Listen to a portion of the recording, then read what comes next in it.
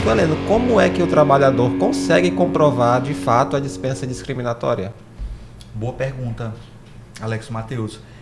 O direito, e é fundamental a gente passar, antes de falar sobre as provas, como é que ela consegue provar, é importante quem nos assiste saber que o direito ele passa por 2 pontos. O primeiro são os fatos têm que estar bem caracterizados, e o segundo são as provas que dão suporte, dão sustento para esses fatos. Então, quando nós falamos de levar um assunto, doutora Samantha, para discussão no espaço, no âmbito judicial, nós temos que estar bem calçados nesses 2 elementos. Sim. Fatos e provas que dão suporte para esses fatos. Os fatos casados com as provas. Os fatos, eu digo até as provas casadas com os fatos. Né? Os fatos vêm primeiro e quem dá suporte para a existência, para a realidade fática, para a veracidade dos fatos, são as provas.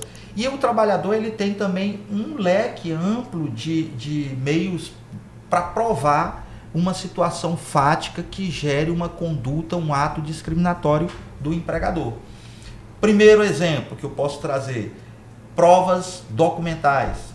Essa interação da relação de trabalho, empregado-empregador, se o empregado sente que os atos, as condutas do empregado estão caminhando para uma linha discriminatória, doutora Stephanie, ele deve ir guardando esse histórico fático. Por quê? Porque eu me lembro que no comecinho do nosso podcast, a Samantha falou, não é fácil normalmente o empregado provar que a dispensa foi discriminatória, de fato, porque raríssimas vezes o empregador confessa que a conduta dele foi discriminatória e quase sempre essa conduta é velada, quase sempre essa conduta ela é feita camuflada, o empregador vai tomando atitudes ali, pressionando o empregado até quando ele chega no momento de fazer o desligamento do empregado. Ele vai, a gente vê em várias situações práticas lá no escritório, uma conduta ali, foi uma piada, foi uma resposta grosseira, e aquilo ali vai se criando um contexto de atos discriminatórios. Então o empregado ele tem que fazer o levantamento desse histórico, guardando, organizando, se ele sentir que é isso. Às vezes é um fato isolado, pontual, todos nós, num dia que não estamos bem, podemos tomar uma atitude descabida, depois pedir desculpa e vida que segue, mas aquilo ali não é habitual, não é rotineiro, não está sendo encaminhado para uma dispensa discriminatória. Um outro meio de prova que pode ser utilizado também são evidências de qualquer natureza. Um áudio dito num aplicativo, um texto escrito no WhatsApp, um e-mail, uma carta, um documento, todos esses meios de comunicação que expressam uma conduta discriminatória, ela também pode ser colecionada e coletada e guardada para, se for o caso, e for para esse caminho de uma dispensa discriminatória, o empregado, o trabalhador, ter documentos suficientes para provar o direito dele e assim fazer justiça. Outra linha, doutora Samantha, prova testemunhal. Sim. Falar com um amigo que viu, um amigo, normalmente aquele amigo que quando eu falo amigo, que amigo não pode ser testemunha, mas ele fala aquele colega de trabalho que trabalhou ao mesmo tempo, aquele colega de trabalho que tem conhecimento, que presenciou alguma situação, que presenciou, que trabalha, essa situação vai somando. Então nós temos provas testemunhais, nós temos provas documentais, tem outras situações. Existem pela função do trabalhador, às vezes a pessoa ele participa de CIPA. Então aquilo ali pode a empresa querer gerar, ele teve que tomar alguma atitude em favor representando os trabalhadores, e a empresa pode querer tomar alguma ação retaliativa contra ele. Se ele conseguir vincular, demonstrar que é pela condição dele de representante de CIPA, a empresa está fazendo alguma manobra para gerar uma dispensa discriminatória, ele vai trazendo esse contexto probatório no intuito de demonstrar adiante que houve a dispensa discriminatória. Então, em resumo, todo meio lícito de prova, seja ela documental, seja ela testemunhal, seja ela até às vezes na linha técnica. Por quê? Porque se nós vamos para uma questão de saúde, você às vezes tem um laudo técnico, Sim. tem um relatório médico, e aquilo já vai mais para uma linha técnica. Não deixa de ser uma prova documental, vai que no processo adiante pode ter uma perícia, dependendo do caso, e você está dando suporte documental para demonstrar com clareza e segurança, sem nenhuma sombra de dúvida para quem vai decidir, no caso o magistrado, sobre a dispensa discriminatória. A gente percebe que a prova é fundamental, né? Porque tem algumas doenças que já são presumidas como discriminatórias se o colaborador for dispensado. Mas um leque de doenças não são. Sim. Então, cabe ao empregado comprovar que, de fato, ele tinha a doença, que o empregador tem o conhecimento e foi por isso a dispensa, né? Então, Sim. juntar provas, né? Guardar um acervo de provas é fundamental para o empregado que quer ver o seu direito, né? Sendo realmente assistido, sendo firmado, né? Pelo judiciário. Tem que ter Sim, essas provas, né? sim. E diante disso, ele tem as provas, né? Já conseguiu, durante o curso do trabalho, ele verificou algumas situações.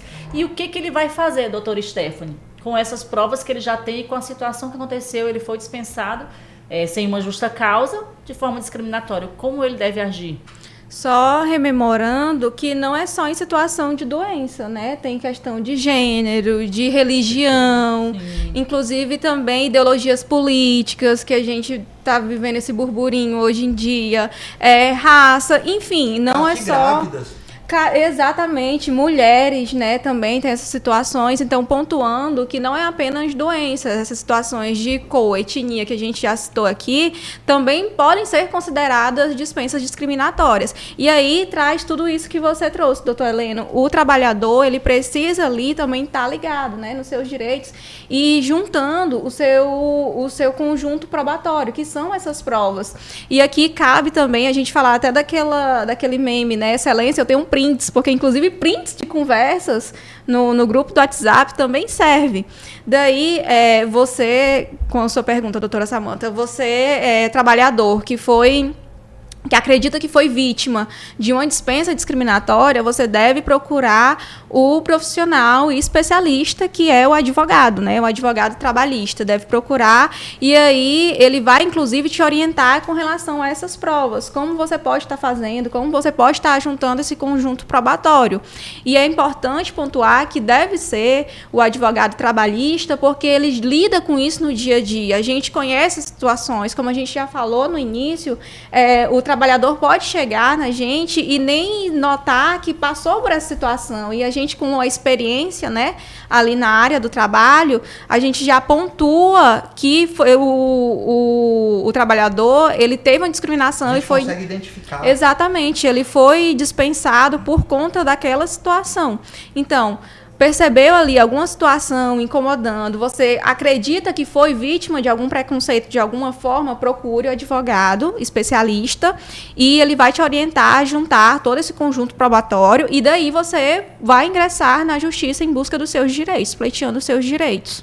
Me veio aqui, doutora Samantha, a própria orientação sexual, porque quando a gente fala de doença discriminatória, acabou que a gente dá um contorno de doença, mas até quando a gente fala de doença, é mais...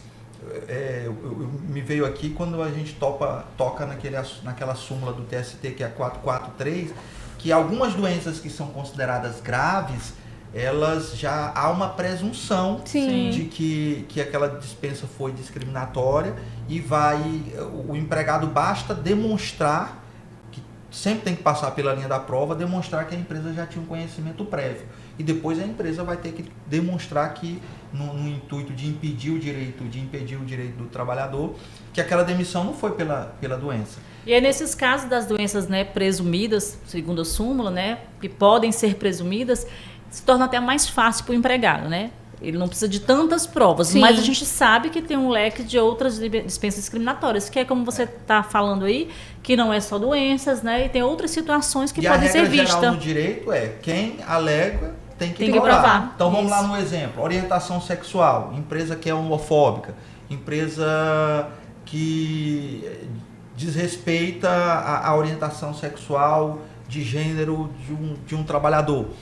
veja que é uma situação extremamente melindrosa e é uma comunicação, como eu falei agora há pouco, onde os atos de discriminação eles vão acontecendo numa linha camuflada. Uma situação bem delicada. Bem delicada e bem sensível. Então, para o empregado, o trabalhador, demonstrar, nesse caso, que ele foi vítima de uma dispensa discriminatória, ele que vai ter o ônus de provar. Então, lembrando daquela pergunta que você me fez anteriormente, ele que tem que fazer todo o levantamento histórico dessa interatividade dentro da relação de trabalho e demonstrar que foi vítima de dispensa discriminatória.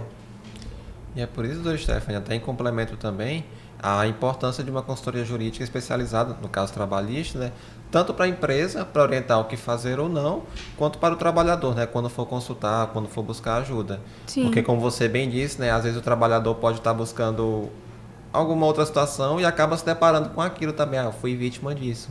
Então, por isso a importância de uma consultoria para ambos os polos. Sim, sim. Tem uma situação, inclusive, por exemplo, o funcionário ali que foi acometido com doença, afastado pela INSS e ele retorna. No período, quando ele retorna, ele é dispensado. A gente já sabe que isso não pode acontecer, porque ele está ali gozando de uma estabilidade durante um ano. Geralmente acontece logo quando ele volta Exatamente. do afastamento do INSS. Daí ele vai procurar o advogado acreditando que ele está ali pleiteando só esse período de estabilidade, que ele não poderia ser demitido, quando na verdade ele também foi vítima de uma discriminação. Inclusive, tem situações que as sentenças de piso do primeiro grau, elas não entendem pelo dano moral, não entendem pela discriminação, pela dispensa discriminatória. E aí só julgam com base nessa estabilidade que o trabalhador deveria gozar. Mas tem já entendimento dos tribunais e também do TST que já pontuam que foi sim uma dispensa discriminatória, porque além do trabalhador não ser dispensado naquele período, não poder ser dispensado naquele período de estabilidade, ele foi dispensado por uma discriminação. E aí traz o dano moral e o trabalhador ali, ele já tem mais um amparo, né? Agora, doutora Stephanie, um assunto que eu achei dentro do contexto que a gente está conversando aqui, lá no comecinho das suas palavras, eu achei bem interessante. Você falou que depois da pandemia, a depressão grave ela passou a ser uma linha das empresas de fazer dispensa discriminatória.